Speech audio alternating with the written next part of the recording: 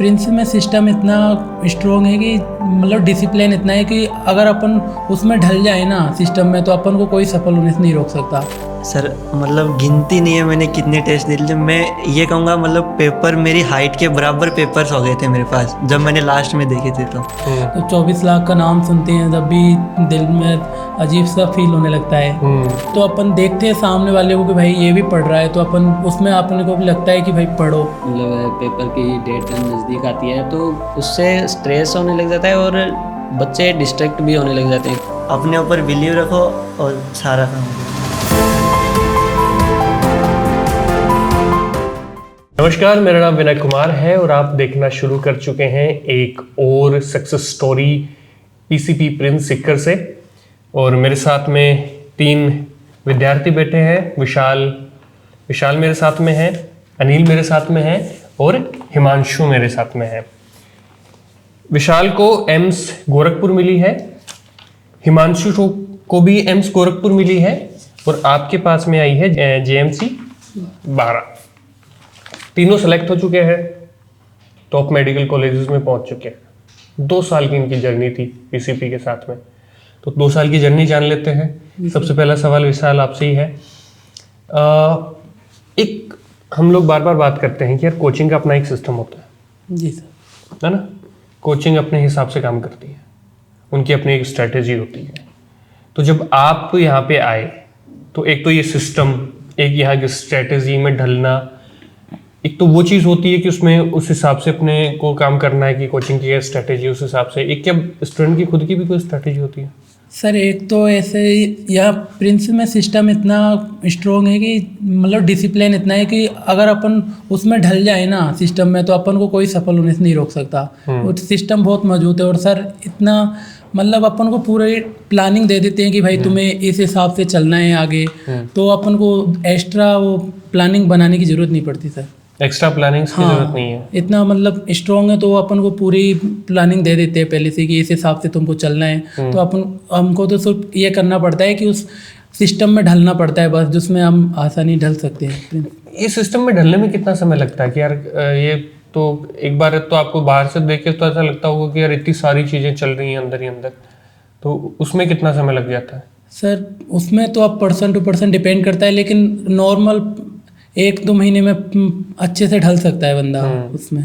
और ये सिस्टम कितना हेल्पफुल है? सर सिस्टम इतना तो हेल्पफुल है, अगर अपन सिस्टम के अनुसार ही चले तो आप एक गवर्नमेंट सीट तो आराम से पा सकते हो। अगर थोड़ी और मेहनत करोगे तो एक बढ़िया कॉलेज मिल सकता है आराम से। अच्छी रैंक के साथ कॉलेज मिल सकता है। अनिल, मेरा आपसे सवाल रहेगा, नीट में जब आप सिलेक्ट हुए तो पहला रिएक्शन क्या था घर वालों का आपके? पहला रिएक्शन तो यही था कि बच्चा तो चाहता था गोल को अचीव किया, अभी गोल को अचीव किया। तो घर वाले सारे खुश हैं? बिल्कुल सर।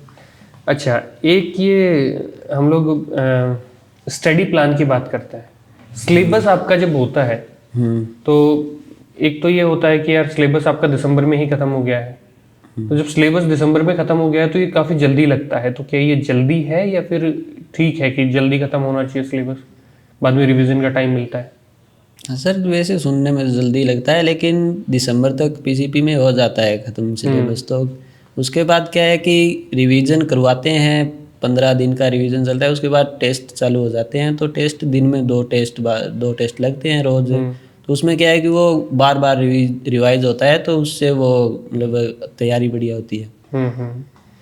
हिमांशु, टेस्ट, अभी ये टेस्ट की बात कर रहे थे। जी सर। लगातार टेस्ट लगते हैं, तो कितने टेस्ट लिए थे आपने लास्ट तक?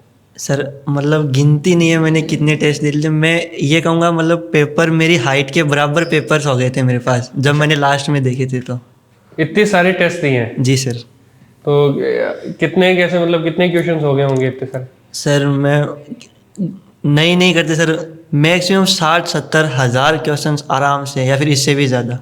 अच्छा, इतने सारे क्वेश्चंस आपने आंखों से नीचे निकाल लिए हैं? जी सर, सिर्फ वो तो सिर्फ टेस्ट सीरीज के हैं सर। स्ट्रेस कभी हुआ है इस दौरान कि यार एकदम कॉम्पैक्ट सी चीज़ चल रही है, सुबह उठो, नहाओ, वहाँ पे जाओ, क्लासेस लो, फिर सेल्फ स्टडी करो, तो उसमें स्ट्रेस कभी हुआ है अनिल?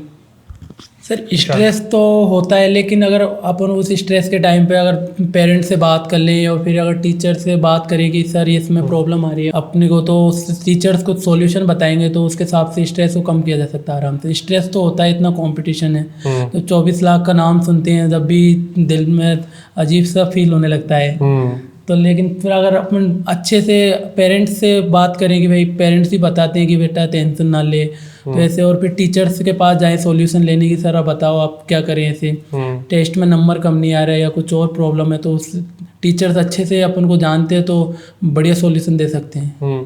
एक सेल्फ स्टडी के लिए हम लोग अलग से रूम दे रखा है कि आप वहाँ पे अपने हॉस्टल रूम में नहीं पढ़ के आप सेल्फ स्टडी के लिए अलग कमरे में जाते हैं और वहाँ आप सब लोग जितने भी विद्यार्थी हैं बैठ के सेल्फ स्टडी करते हैं रात को। वो अलग से इस कमरे में जाना कितना ज़रूरी है कि आप अलग से सेल्फ स्टडी के लिए जा रहे हैं? आप हॉस्टल में बैठ के पढ़ सकते हैं, अलग से उसका क्या इम्पोर्टेंस है? एक तो ये नीट का पेपर कंपटीशन, वैसे तो अपन देखते हैं सामने वाले को कि भाई ये भी पढ़ रहा है, तो अपन उसमें अपने को भी लगता है कि भाई पढ़ो, और एक डिसिप्लिन भी आता है कि भाई इस टाइम से इस टाइम तक अपन को पढ़ना है, या कोई डिस्ट्रैक्शन नहीं है बाहर का।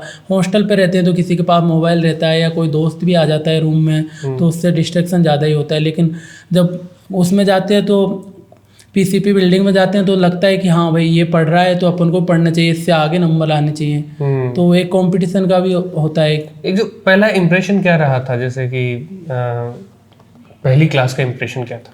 सर पहली क्लास तो आए तो देखा कि यार इतना बड़ा क्लासरूम, इतने बच्चे बैठे हैं, तो फिर लगा कि थोड़ा टफ तो होगा, लेकिन बाद में आते आते थोड़ा एक्सपीरियंस हो गया क्लास का भी, टीचर्स इंग्लिश में पढ़ाते उसका भी एक्सपीरियंस हो गया, तो फिर नॉर्मल हो गया। फर्स्ट में लगा टफ सा। तो रोहिला सर के बारे में आप बता रहे थे।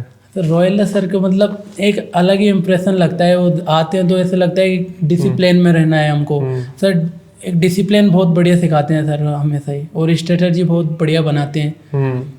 टेस्ट की पूरी प्लानिंग वही करते रहते हैं, बताते रहते हैं कि इस टाइम पे पहले बता देते हैं कि इस टाइम पे ये टेस्ट होगा आपका, इस टाइम पे ये होगा, तो उसके हिसाब से अब पढ़ने में बढ़िया होता है कि भाई हाँ ये टेस्ट आ रहा है अपना, तो इसका पढ़ना है अपन को। और एक हिमांशु, मैं आपसे अगर पूछूं कि फाइनल जब ये बिल्कुल आपके एग्जाम आने वाले हैं, थोड़ा समय बचा है, उस वक्त क्या जरूरी चीज है, जो सबसे जरूरी चीज है उस वक्त क्या करना चाहिए? सर उस टाइम पर जो मतलब अपन ने टेस्ट दिए हैं, तो उन टेस्ट के अंदर अपन को इतना पता चल जाता है कि अपना कौन सा टॉपिक वीक है, तो उस टॉपिक पर अपना थोड़ा ज़्यादा ध्यान दे सकते हैं। मतलब जो टॉपिक अपना वीक है उसको अपन कवर कर सकते हैं उस टाइम पर। और पढ़ाई से अलग जाके हम लोग सोचे कि यार ये तो चलो स्टडीज की बात है, पढ़ाई की बात है, उसके अलावा क्या इंपॉर्टेंट चीज़ है, आपको क्या चीज़ें ध्यान में रखनी चाहिए? सर उस टाइम पर मतलब अपन को इतना स्ट्रेस नहीं लेना होता जितना कि मतलब अपन बाहर देखते हैं कि इतने सारे बच्चे एग्ज़ाम दे रहे हैं, पता नहीं कितना मतलब लोग बेफिजूल का स्ट्रेस ले लेते हैं, वो अपन को नहीं लेना होता। सिर्फ अपने ऊपर बिलीव रखो और सारा काम हो जाएगा। चलिए, बहुत बहुत धन्यवाद। एक फाइनल कमेंट, आप अगर जो आपके जो आने वाले जो आपसे जूनियर्स हैं, प्रिपरेशन कर रहे हैं, कुछ ने सेकंड ड्रॉप लिया है, उनके लिए क्या कहना चाहेंगे एक लाइन की, अगर आप तीनों कोई बात करें? सर मैं तो यही कहूँगा कि अभी जब मतलब आप प्रिपेयर कर रहे हैं, अपनी मेहनत से कर रहे हैं, मतलब आप जैसे भी कर रहे हैं अपनी मेहनत से कर रहे हैं, कोचिंग पर बिलीव रखें, खुद पर बिलीव रखें, कंसिस्टेंट रहें और जितने हो सके उतने टेस्ट दें, आप एक दिन सफल ज़रूर होंगे। अनिल सर, जैसे जैसे मतलब पेपर की डेट नज़दीक आती है तो उससे स्ट्रेस होने लग जाता है और बच्चे डिस्ट्रैक्ट भी होने लग जाते हैं, क्योंकि आसपास के अगर बच्चों का माहौल अगर ठीक नहीं है, मतलब किसी ने होप छोड़ दिया कि अपना तो नहीं होना, तो वो क्या है कि दूसरों का भी फिर प्रिपरेशन ख़राब कराने में लग जाते हैं। तो उनसे क्या है कि बचना चाहिए और उनसे दूरी बनानी चाहिए। और क्या है कि आपको तैयारी इस तरह से करनी है कि जैसे कोई क्वेश्चन आता है, कभी हम सॉल्व करते हैं कोई टॉपिक का क्वेश्चन, तो वो बहुत हार्ड होता है, तो अपन क्या सोचते हैं कि नहीं आएगा यार, छोड़ इसे, चल आगे बढ़ते हैं। तो क्या है कि मतलब prepare for the worst and do your best. तो तैयारी तो हर मतलब जितना आप कर सको उतने मतलब बढ़िया तरीके से तैयारी करनी चाहिए। ये नहीं सोचना चाहिए कि पिछले साल तो कुछ आया नहीं था, सरल आया था, तो अब की बार का अपन को पता थोड़ी है कैसा आ जाए, फिर एक क्वेश्चन के बदले में कुछ भी हो सकता है। तो उससे क्या है कि आपको तैयारी तो पूरी मतलब दम लगा के करनी चाहिए। और वो पेपर के वो 3 घंटे है ना, वही मेन है। उसमें अगर आपका दिमाग सही चल गया तो ठीक है, नहीं चला तो फिर कुछ नहीं कर सकते। 1 साल की बस हो ही जाती है वो।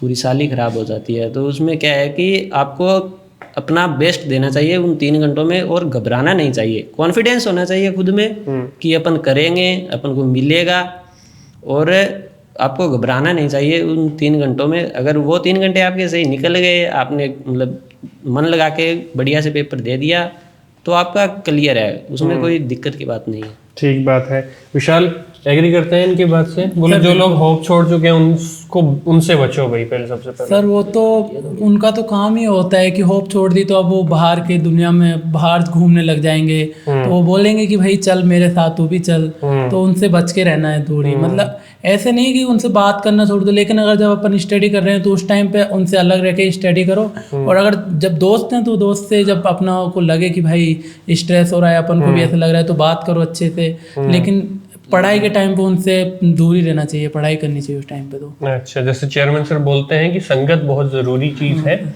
संगत कैसी है वो बहुत महत्वपूर्ण है। आप सबका बहुत बहुत धन्यवाद, आप सबको बहुत बहुत शुभकामनाएं, और ऐसी सक्सेस स्टोरीज लगातार आती रहेंगी। Thank you so much.